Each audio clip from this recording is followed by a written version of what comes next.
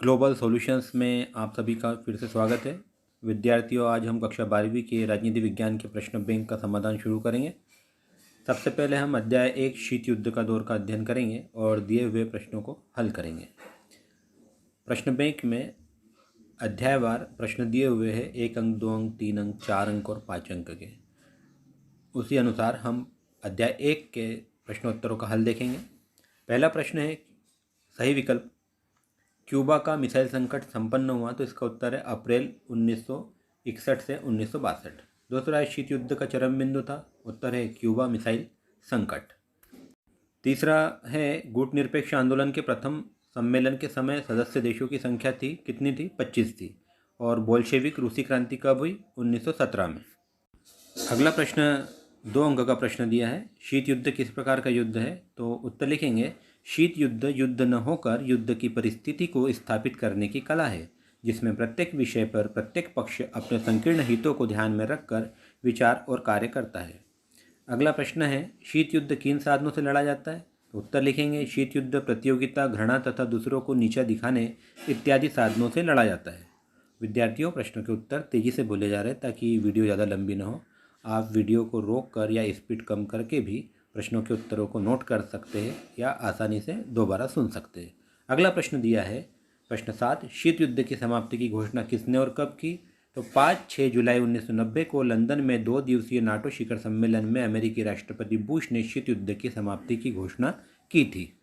प्रश्न 8 दिया है, वारसा संधि में कौन कौन से देश सम्मिलित थे? तो उत्तर लिखेंगे, पूर्वी यूरोपीय साम्यवादी देशों ने 1955 में वारसा संधि की स्थापना की थी, जिसमें सोवियत संघ, पोलैंड, पूर्वी जर्मनी, चेकोस्लोवाकिया, हंगरी, रोमानिया तथा बुल्गारिया इत्यादि देश सम्मिलित थे। प्रश्न 9 दिया है, विश्व में गुटनिरपेक्ष आंदोलन का प्रभावशाली नेतृत्व किसने किया? तो विश्व में गुटनिरपेक्ष आंदोलन का प्रभावशाली नेतृत्व भारत ने किया। प्रश्न बैंक के अनुसार इस अध्याय से 5 अंक के प्रश्न भी आएंगे, जिनका उत्तर यहाँ दिया हुआ है। प्रश्न 10, शीत युद्ध की विशेषताएं लिखिए। 5 अंक का प्रश्न है ये। तो शीत युद्ध की प्रमुख विशेषताएं लिखेंगे हम। शीत युद्ध द्वितीय विश्व युद्ध के नकारात्मक परिणाम स्वरूप उत्पन्न हुआ युद्ध है। दूसरी विशेषता, शीत युद्ध में बदले की भावना सर्वोपरि रही है। तीसरा लिखेंगे, शीत युद्ध मूल रूप से राजनीतिक युद्ध का स्वरूप लिए हुए है। चौथी विशेषता लिखेंगे, शीत युद्ध 2 प्रतिद्वंदी महाशक्तियों राष्ट्रों के बीच तनावपूर्ण स्थिति का नाम है। 5वीं विशेषता, शीत युद्ध में प्रचार करने की कोई सीमा नहीं है, इसमें झूठा प्रचार ज़्यादा किया जाता है। 6वीं लिखेंगे, शीत युद्ध वास्तव में युद्ध न होकर वातावरण एवं स्थिति की दृष्टि से वाक युद्ध माना जाता है। यहाँ उत्तर में कुल 11 विशेषताएं लिखिए। आप सबसे सरल और आसान कम से कम 5 विशेषताएं याद रख लें और परीक्षा में वही 5 विशेषताएं लिखें। प्रश्न क्रमांक 11 दिया हुआ है, अंतर्राष्ट्रीय संबंधों पर शीत युद्ध के 5 प्रभाव लिखिए। तो पहला प्रभाव लिखेंगे हम, विश्व का 2 गुटों में विभाजन। शीत युद्ध की वजह से विश्व राजनीति द्विध्रुवीय हो गई। सोवियत संघ तथा संयुक्त राज्य अमेरिका अलग अलग गुटों का नेतृत्व करने लगे। दूसरा प्रभाव लिखेंगे, आतंक एवं अविश्वास में बढ़ोतरी। शीत युद्ध के कारण देशों के बीच परस्पर अविश्वास, आतंक, तनाव तथा प्रतिस्पर्धा इत्यादि की भावना को पुष्पित एवं पल्लवित होने का अवसर मिला। तीसरा लिखेंगे, आणविक युद्धों का खतरा। द्वितीय विश्व युद्ध के दौरान प्रयुक्त आणविक हथियारों की विनाशलीला से दुनिया के सभी देश भयभीत हो गए। उन्हें यह भय सदैव सताता रहता था कि शीत युद्ध में आणविक हथियारों को बनाने की प्रतिस्पर्धा शुरू हो गई है। यदि इनको कभी प्रयोग करने की स्थिति बनी तो इसके निर्माणकर्ता के साथ विश्व का महाविनाश हो जाएगा। चौथा प्रभाव लिखेंगे, शस्त्रीकरण की दौड़ तथा विश्व का यांत्रिकीकरण। शीत युद्ध के कारण अनेक देशों में हथियारों की अंधी दौड़ को बढ़ावा मिला, जिससे निशस्त्रीकरण का मार्ग कठिन हो गया। चूँकि शीत युद्ध ने विश्व को 2 गुटों में विभक्त कर दिया था, अतः अमेरिका ने कहा था कि जो हमारे साथ नहीं है वह हमारा विरोधी है। यह यांत्रिकीकरण था। 5वां प्रभाव लिखेंगे, संयुक्त राष्ट्र संघ की कमजोर स्थिति। शीत युद्ध की वजह से संयुक्त राष्ट्र संघ की स्थिति निर्बल हो गई। महाशक्तियों के परस्पर विरोधी दृष्टिकोण के कारण संयुक्त राष्ट्र संघ कोई ठोस कार्यवाही नहीं कर सका।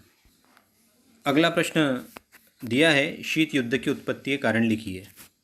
पहला कारण लिखेंगे हम, युद्धकालीन संदेह एवं अविश्वास। यूरोपीय राष्ट्रों को साम्यवादी क्रांति की सफलता से गहरा आघात लगा।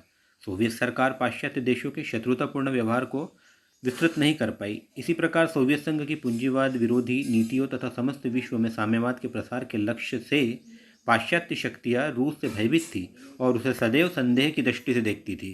दूसरा कारण लिखेंगे सैद्धांतिक मतभेद। शीत युद्ध को विकसित करने में परस्पर दो विरोधी विचारधाराओं का भी योगदान रहा। जहां अमेरिका पूंजीवाद उदार लोकतंत्रात्मक देश था, वहीं इसके ठीक विपरीत सोवियत संघ साम्यवादी एक दलीय व्यवस्था वाला देश था। तीसरा लिखेंगे अमेरिका विरोधी प्रचार। द्वितीय विश्व युद्ध के पश्चात सोवियत समाचार पत्रों एवं रेडियो ने अमेरिका के खिलाफ जबरदस्त प्रचार अभियान चलाया, जिससे अमेरिका में व्यापक जन असंतोष व्याप्त हो गया। चौथा लिखेंगे पाश्चात्य देशों की तुष्टीकरण की नीति। विश्व युद्ध के बाद साम्यवाद से भयभीत होकर पाश्चात्य देशों ने तुष्टीकरण की नीति को अपनाया। उन्होंने अपने सोवियत विरोधी दृष्टिकोण की वजह से ही जर्मन एवं इटली के अधिनायकों की क्रूरताओं का विरोध न करके उनका समर्थन किया। पांचवा लिखेंगे हम सोवियत संघ का बार बार निषेधाधिकार का प्रयोग। सोवियत संघ ने पाश्चात्य देशों विशेषतः अमेरिका के प्रस्तावों एवं नीतियों के खिलाफ बार बार वीटो का प्रयोग करके उसके प्रस्तावों को रद्द कराया। इससे पाश्चात्य राष्ट्र सोवियत संघ के कट्टर विरोधी बन गए। अगला प्रश्न दिया है गुटनिरपेक्ष आंदोलन की उपलब्धियों के बारे में लिखिए। पहला लिखेंगे पहली उपलब्धि रहेगी अंतर्राष्ट्रीय शांति एवं सुरक्षा को बढ़ावा।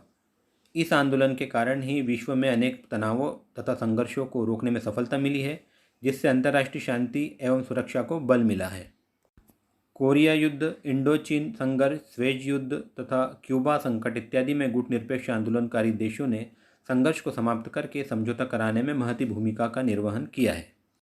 अगला लिखेंगे शीत युद्ध को समाप्त कराने में सहायक। शीत युद्ध के दौरान दोनों ही खेमों में तनाव बढ़ने से सशस्त्रीकरण की अंधी प्रतिस्पर्धा होने लगी थी, जो अघोषित युद्ध की स्थिति उत्पन्न कर रही थी। इस तनाव को कम करने में गुटनिरपेक्ष आंदोलन की उल्लेखनीय भूमिका रही थी। तीसरा लिखेंगे निशस्त्रीकरण में सहायक। गुटनिरपेक्ष देशों ने निशस्त्रीकरण तथा शस्त्र नियंत्रण हेतु विचार विमर्श की भूमिका का सफलतापूर्वक निर्वहन किया। भारत ने 1954 में आणविक हथियारों के परीक्षण पर जो प्रतिबंध के प्रस्ताव रखे थे, वे 1963 में आणविक परीक्षण संधि के रूप में फलीभूत हुए। चौथा लिखेंगे अपनी स्वतंत्र नीति का अनुसरण। गुटनिरपेक्ष आंदोलन के सदस्य देशों ने अंतर्राष्ट्रीय राजनीति में अपनी स्वतंत्र नीति का अनुसरण किया। अफगानिस्तान, कंपुचिया, वियतनाम तथा क्यूबा संकट के दौरान आंदोलन के सदस्य देश भारत ने अपनी स्वतंत्र नीति का परिचय दिया था। पांचवा लिखेंगे पांचवी उपलब्धि आर्थिक सहयोग को बढ़ावा। अविकसित राष्ट्रों के बीच आर्थिक सहयोग की आधारशिला रखने में गुटनिरपेक्ष आंदोलन को सफलता मिली। कोलंबो शिखर सम्मेलन में एक आर्थिक घोषणा पत्र स्वीकार किया गया। इसका मुख्य आधार गुटनिरपेक्ष देशों के बीच अधिक से अधिक आर्थिक सहयोग करना था। वर्तमान में गुटनिरपेक्ष आंदोलन के सदस्य राष्ट्र नवीन अंतर्राष्ट्रीय आर्थिक व्यवस्था के मार्ग पर अग्रसर है। विद्यार्थियों, प्रश्न बैंक के अध्याय 1 का यहाँ पर पूरा हल कर दिया गया है। अब हम अगली वीडियो में मिलेंगे, जिसमें अध्याय 2 के प्रश्नोत्तरों का पूरा समाधान दिया रहेगा। तो विद्यार्थियों, तब तक इन प्रश्नों का अध्ययन करते रहे लगातार और वार्षिक परीक्षा की अच्छे से तैयारी करें। मिलते हैं अगली वीडियो में।